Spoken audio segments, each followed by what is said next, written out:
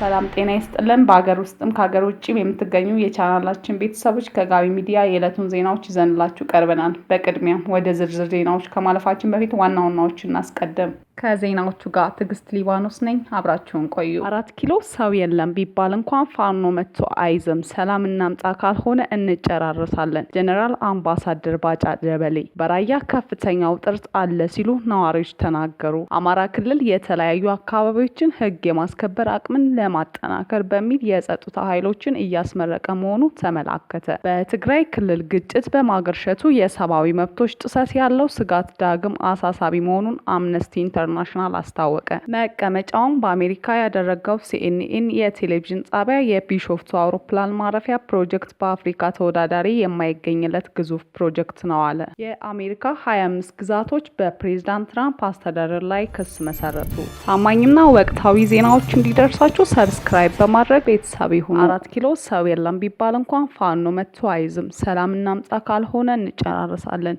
ጀነራል አምባሳደር ባጫ ደበሌ ከቢቢሲ አማርኛ ጋር ባደረጉት ቆይታ አነጋጋሪ መልእክት አስተላልፈዋል። ግልጽ የሆነ ነገር ልንገርህ በማለት ንግግራቸውን የጀመሩት አምባሳደር ባጫ 4 ኪሎ ሰው የለም ቢባል አንዳቸውም መጥቶ አይዙም፣ ፋኖም ይሁን ኦላ አይመጡም በጭራሽ ሲሉ ተደምጸዋል። ምክንያቱም የሚመጡበት መንገድ የላቸውም። መጥተውም የሚያደርጉት ነገር የለም። ማን ነው የሚመጣው? ምን ያደርጋል? ዘመነ ካሴ ነው የሚመጣው? 4 ኪሎ ክፍት ነው ብትላቸውም አይመጡም ብለዋል። ክለውም ገንዘብ ከሆነ የፈለጉት ከመንግስት ጋር ይደራደሩ ይሰጣቸዋል ያሉ ሲሆን አለበለዚያ የህዝብ ጥያቄ ለመመለስ የሚሉ ከሆነ ህዝቡ ጠልቷቸዋል፣ በምርጫ ተውኝ ብሎ ብልጽግና መርጧል ብለዋል። በመጨረሻም አምባሳደር ባጫ ሰላም እናምጣ ካልሆነ እንጨራረሳለን እንጂ ውጤቱ አሸናፊና ተሸናፊ የሚባል ነገር የለውም በማለት ከመግቢያቸው 4 ኪሎ ሰው የለም ቢባል አንዳቸውም መጥተው አይዙም፣ ፋኖም ይሁን ኦላ በለው አቅም እንደሌላቸው የተናገሩት ንግግር የሚያፋርስ ቃል አስፍረዋል። አምባሳደር ጀነራል ባጫ ደበሌ በሽምቅ ውጊያ ተማርከው የሽምቅ ውጊያን ጥበብን ለማስተማር የጸረ ሽምቅ ውጊያ ጥበብን በሚል መጽሐፍ መጻፋቸው የሚታወስ ነው። በራያ ከፍተኛ ውጥረት አለ ሲሉ ነዋሪዎች ተናገሩ። ከቀናት በፊት በሱዳን አዋሳኝ ሸረሪና በፌዴራል ኃይሎችና በህወሓት ታጣቂዎች መካከል የነበረው ግጭት ጋብ ቢልም በራያ አላማጣ ግንባር በኩል ግን ወታደራዊ ዝግጅትና ፍጥጫው ማየሉ ነዋሪዎች ተናግረዋል። ስማቸው እንዳይጠቀስ የፈለጉ የአላማጣ ከተማ ነዋሪ የህወሓት ሰራዊት በራያ ግንባር በጨርጨር በቢሶበርና ሌሎች አካባቢዎች ተሰማርተዋል ይላሉ። ህወሓት ሰራዊቶችን ብዙ አርሚዎች በራያ ግንባር አሰማርተዋል። ለጦርነትም ዝግጁ እንዲሆኑ መመሪያ ወርዶላቸዋል። ዝግጅት ያለው አሁን በጨርጨር በኩልና ቢሶበርና በዛ ቡታ መርፌ አካባቢ አለ። ከዚህ በዋጃ ቆቦ በጀራርቶ ጀምሮ በዳንያ ለኮ ሰሌን ውሃ በላይ በር በባይዋን ቁሞጋ ላይ ያለውን አካባቢ ሁሉ ነው ዝግጅት። የዋጃን መስመር ተከትሎ የራሳቸው አርሚ አዘጋጅተዋል። መካናይዝድ ጦርን በማንቀሳቀስ ቦታ እያስያዙ ነው ብለዋል። አሁን ባለው ወታደራዊ ዝግጅትና እንቅስቃሴ ጦርነቱ ከማንኛውም ጊዜ ሊጀምር ይችላል የሚሉት የራያ ወረዳ ነዋሪ ጦርነቱ በተጀመረ ቁጥር ጉዳት የሚደርስበት የራያ ማህበረሰብ በእጅጉ ነጻነቱን ይሻል ብለዋል።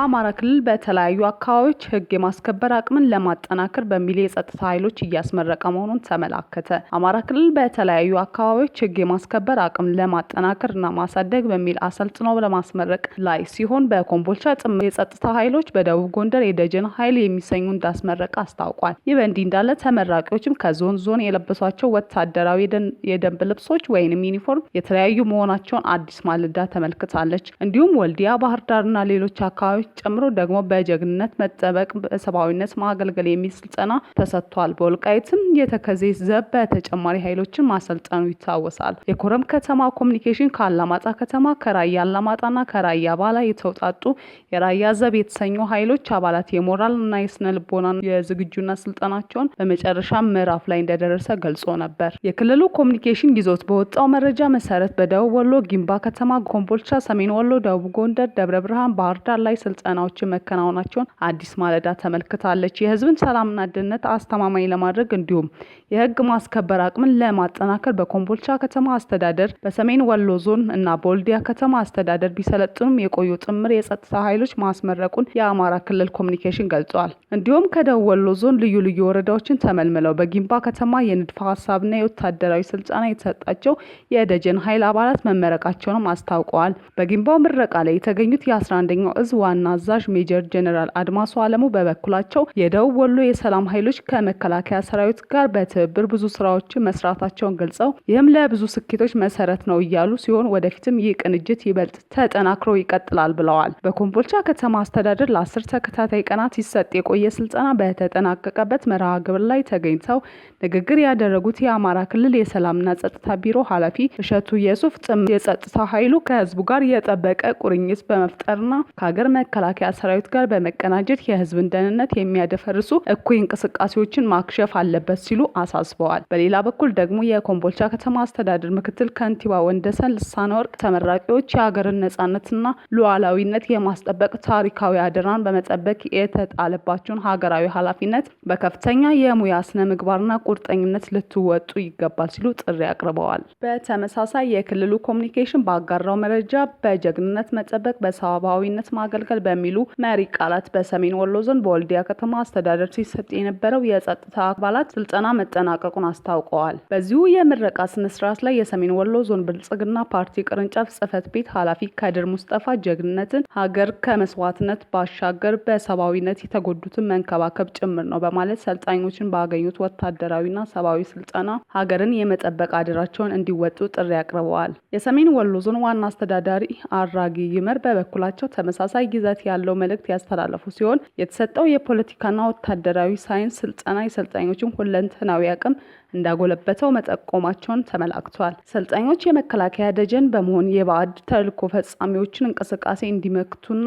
ነጻ ቀጠናዎችን በማጽናት ህዝብን ከወንበዴዎች የመታደግ ኃላፊነታቸውን እንዲወጡ ይገባል በማለት ዋና አስተዳዳሪው ለሰልጣኞቹ ተናግረዋል። የወልዲያ ከተማ አስተዳደር ምክትል ከንቲባ ዱባለ አብራሪ ደግሞ መከላከያ ፖሊስና የሰላም አስከባሪ ኃይልን የሚደግፍ ብርቱና ፈጥኖ ደራሽ ደጀን መገንባት አስፈላጊ መሆኑን ገልጸዋል። የወልዲያና የሰሜን ወሎ ሰላም የሚያደፈርሱ እንቅስቃሴዎች በማስታገስ የህዝብን ደህንነት የመጠበቅ አደራ አለባቸው ሲሉም ተናግረዋል። በወልዲያው ምርቃት ላይ የተገኙት የሀገር መከላከያ ሰራዊት ወታደራዊ አዛዥ ጀነራል ሰልጣኞችን ከሀገር መከላከያ ጋር በቅንጅት እንደሚሰሩ ገልጸው የአካባቢያችን ችግር እኛ ነን የምንፈታው ብሎ ማመን፣ ባመኑት መሰረት መወሰንና ከጸጥታ መዋቅሮች ጋር ተባብሮ መስራት ያስፈልጋል ሲሉ አስረድቷል ተብሏል። እንደ ኮሚኒኬሽን መረጃ ከሆነ በምረቃቱ ወቅት አስተያየታቸውን ሰጡ ያላቸው ተመራቂዎች በስልጠናው ያገኙት ወታደራዊ እውቀትና ክህሎት በተሰጣቸው ተልዕኮ በቂ ዝግጅት እንዳጎናጽፋቸው በመግለጽ የህዝብና የሰላም ደህንነት በማስከበር በታማኝነት እንደሚሰሩ ቃል ገብተዋል ተብሏል። ከወልዲያው በተመሳሳይ የደቡብ ጎንደር ዞን ስልጠና የተሰጠ ሲሆን ደጀን ኃይሌ የተሰኘ ሰራዊት መመረቁ ተገልጿል። የደቡብ ጎንደር ዞን ብልጽግና ፓርቲ ቅርንጫፍ ጽህፈት ቤት ኃላፊ መንበር ክፈተው የደጀን ኃይሉ ሀገር አፍራሽ ድርጊቶችን በመመከት አኩሪ ታሪክ ሊመዘገብ ይገባል ብለዋል። በትግራይ ክልል ግጭት በማገርሸቱ የሰብአዊ መብቶች ጥሰት ያለው ስጋት ዳግም አሳሳቢ መሆኑን አምነስቲ ኢንተርናሽናል አስታወቀ። በሀገር የመከላከያ ሰራዊትና በትግራይ ኃይሎች መካከል አዲስ ግጭት መቀስቀሱን ተከትሎ የክልሉ ነዋሪዎች ዳግም ለከፍተኛ የሰብአዊ መብቶች ጥሰት የመጋለጥ ስጋት እንደደቀነባቸው አምነስቲ ኢንተርናሽናል አስታውቋል። የአምነስቲ ኢንተርናሽናል የምስራቅና የደቡብ አፍሪካ ቀጠና ዳይሬክተር ቲግሬይ ቻጉታ እንደገለጹ ማህበረሰቡ ቀደም ሲል ከደረሱበት አሰቃቂ ጥቃቶች ሳያገግምና ተጠያቂነት ሳያረጋግጥ አዲስ ግጭት ውስጥ መግባቱ የሰብአዊ መብቶችን ጥሰቱን ስጋቱን ይበልጥ ከፍ እንዲል አድርጎታል ብለዋል። በትግራይ ክልል ያገረሸው ግጭት ከአማራና ከኦሮሚያ ክልሎች ውጊያዎች ጋር ተደማምሮ በሀገሪቱ ከፍተኛ የመብት ጥሰቶች እየደረሰ መሆኑን የገለጸው አምነስቲ ቀጠናዊና ዓለም አቀፋዊ የሰብአዊ መብቶች መርማሪ አካላትን ስራ በአስቸኳይ መመለስ እንደሚገባ አሳስበዋል። ከዚህ ቀደም በነበረው ጦርነት የጦር ወንጀልና በሰብአዊነት ላይ የተፈጸሙ ወንጀሎችን ጨምሮ በርካታ ጥሰቶችን መመዝገባቸውን ያስታወሰው ተቋሙ በጥፋተኞች ላይ ምርመራና ክስ ያለማቅረብ አካሄድ ልማዳዊ ሊሆን አይገባም ብሏል። የፌዴራል መንግስትና የትግራይ ባለስልጣናት ዓለም አቀፍ የሰብአዊ መብት ድንጋጌዎችን እንዲያከብሩ፣ የሰላማዊ ሰዎችን እንዲጠብቁ እንዲሁም ለነጻ የሰብአዊ መብት ተከታታዮችን፣ ለሰብአዊ እርዳታ አቅራቢዎችና ለገለልተኛ መገናኛ ብዙሃን ያልተገደበ እንቅስቃሴ ፍቃድ እንዲሰጡ ጥሪ አቅርበዋል። በኢትዮጵያ የተቋቋመው የዓለም አቀፍና ቀጠናዊ የሰብአዊ መብት መርማሪ ቡድኖች እንዲሁም የተባበሩት መንግስታት ድርጅት የኤክስፐርቶች ጉዳዮችን ኮሚሽንና የአፍሪካ የሰብአዊና የህዝብ መብቶች ኮሚሽን እንዲሁም ሌሎች የስራ ዘመናቸውን ከተቋረጠ በኋላ ክትትሉ መዳከሙን አምነስቲ ጠቅሷል። በተጨማሪም ባለፉት 2 ወራት በትግራይ ክልል ባለስልጣናት በኩል ነፃ መገናኛ ብዙሃን ማፈን፣ በሺዎች የሚቆጠሩ ሰዎችን ለግዳጅ ውትድርና መመልመልና የእንቅስቃሴ ገደቦችን ማድረግን የመሳሰሉ አሰራሮችን መስፋፋታቸውን የሰብአዊ መብት ተቋማት መመዝገባቸውን አውስተዋል። ታማኝና ወቅታዊ ዜናዎች እንዲደርሳችሁ ሰብስክራይብ በማድረግ ቤተሰብ ይሁኑ። መቀመጫውን በአሜሪካ ያደረገው ሲኤንኤን የቴሌቪዥን ጣቢያ የቢሾፍቱ አውሮፕላን ማረፊያ ፕሮጀክትን በአፍሪካ ተወዳዳሪ የማይገኝለት ግዙፍ ፕሮጀክት ነው አለ። በሲኤንኤን የኬንያ ተወካይ ዘጋቢ የሆነችው ቪክቶሪያ ሩባደሪ ባሰናዳችው ዘገባ የኢትዮጵያ አየር መንገድ አፍሪካውያን ከዓለም አቀፉ ማህበረሰብ ጋር በማገናኘት እጅግ ስኬታማው አየር መንገድ መሆኑን ገልጻለች። የኢትዮጵያ አየር መንገድ ራሱን ይበልጥ ለማሳደግና ተደራሽነቱን ለማስፋት የቢሾፍቱ አየር መንገድ ግንባታ ፕሮጀክት ይፋ ማድረጉን በማንሳት የአየር መንገድ ግንባታ ፕሮጀክቱ በአፍሪካ ተወዳዳሪ የማይገኝለት ግዙፍ ፕሮጀክት መሆኑን አብራርታለች። ነገሮች በታቀዱት መንገድ የሚሄዱ ከሆነ በ2030 የአየር መንገዱ ግንባታ ተጠናቆ አገልግሎቱ መስጠት እንደሚጀምርም ጠቅሳለች። የቢሾፍቱ አውሮፕላን ማረፊያ ከ12 ቢሊዮን ዶላር በላይ በሆነ ወጪ የተገነባ ሲሆን የኢትዮጵያ አጠቃላይ የኢኮኖሚ እንቅስቃሴን የሚደግፍ መሆኑን በዘገባው አመልክታለች። አየር መንገዱ የማክሮ ኢኮኖሚ የጀርባ አጥንት በመሆን ማገልገል የሚችል ሲሆን በተለይም ንግድና ቱሪዝምን በማሳለጥ ረገድ ሚናው ከፍተኛ መሆኑን ጠቁማለች። የኢትዮጵያ አየር መንገድ ግሩፕ ዋና ስራ አስፈጻሚ መስፍን ጣሰው ከጋዜጠኛዋ ጋር ባደረጉት ቆይታ በኢትዮጵያ አየር መንገድ በአመት 22 ሚሊዮን ዓለም አቀፍ ደንበኞችን በረራ ያደርጋሉ ብለዋል። የተጓዥ ደንበኞች ቁጥር ከጊዜ ወደ ጊዜ መበራከት የአየር መንገዱን የማስተናገድ አቅም በመፍታቱ የቢሾፍቱ አውሮፕላን ማረፊያ ግንባታን ለማስጀመር መገደዳቸውን ጠቁመዋል። የቢሾፍቱ አውሮፕላን ማረፊያ የአቪዬሽን ኢንዱስትሪ በኢትዮጵያ ብሎም በአህጉሪቱ በከፍተኛ ደረጃ እንደሚያሳድገው ገልጸዋል። የኢትዮጵያ አየር መንገድ የቻይናና የኤሲያ መዳረሻዎችን ከሌሎች ዓለማት አንጻር በቁጥር ከፍተኛ መሆኑን ገልጸው ሆኖም የአየር መንገዱን ዓለም አቀፍ ተደራሽነት ይበልጥ ለማሳደግ በትኩረት እየተሰራ ይገኛል ብለዋል። በቢሾፍቱ አቡሴራ የሚገነባው ግዙፍና ዘመናዊ አውሮፕላን ማረፊያ የካርጎ ተርሚናል የዓለም ንግድ እቃዎችና የሕክምና አቅርቦቶች ከአምራች ሀገራት ተነስተው ወደ ተጠቃሚዎች የሚሰራጩበት ዋነኛ የአየር ሎጂስቲክ ማዕከል እንዲሆን ያደርገዋል። እንደ አበባ፣ ፍራፍሬና ነስጋ ያሉ የኢትዮጵያና የጎረቤት ሀገራት ምርቶች ሳይበላሹ በጥራትና በከፍተኛ ፍጥነት ወደ መላው ዓለም ገበያ እንዲደርሱ ያስችላል። ይህም የኢትዮጵያ ዓለም አቀፍ የአየር ጭነት ማዕከልነቷን የሚያረጋግጥ ይሆናል። ይህ ግዙፍ ፕሮጀክት ሲጠናቀቅ ኢትዮጵያን በዓለም አቀፍ የአቪዬሽን ኢንዱስትሪ ውስጥ እንደ ዱባይ እና ሲንጋፖር ያሉ ታላላቅ የዓለም መገናኛዎችን ማዕከላትን ተርታ ያሰልፋታል። ኢትዮጵያን የአፍሪካ ቁልፍ የአቪዬሽን መናኸሪያ በማድረግ ከአህጉራዊ የትራንዚት ማዕከልነት ወደ መላው ዓለም ስልታዊ መገናኛ ድልድይነት ያሸጋግራል። የአሜሪካ 25 ግዛቶች በፕሬዝዳንት ትራምፕ አስተዳደር ላይ ክስ መሰረቱ። ዶናልድ ትራምፕ በርካታ ሀገራት ላይ የጣሉት ታሪፍ የተቃወሙ 25 የአሜሪካ ግዛቶች በፕሬዝዳንቱ አስተዳደር ላይ ክስ መሰረቱ።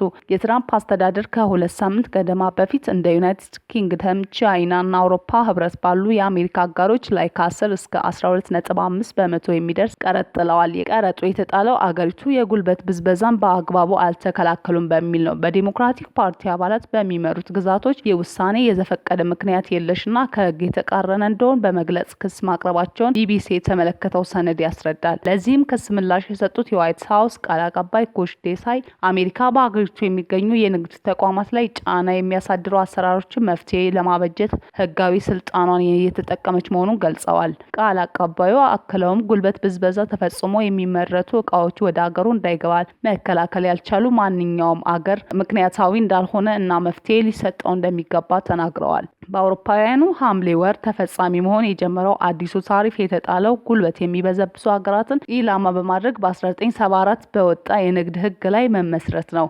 ወደ አሜሪካ ከሚገቡ ሸቀጦች መካከል 99.4 በመቶ የቀረጥ እንደሚጣልባቸው የአሜሪካ የንግድ መስሪያ ቤት ገልጿል። ትራምፕ በመጨረሻ የስልጣን ዘመናቸው ወቅት ይህንን ህግ በመጠቀም ቻይና ላይ የጣሉት ታሪፍ ወደ ፍርድ ቤት ቢወሰድም ሳይሻር ቀርቷል።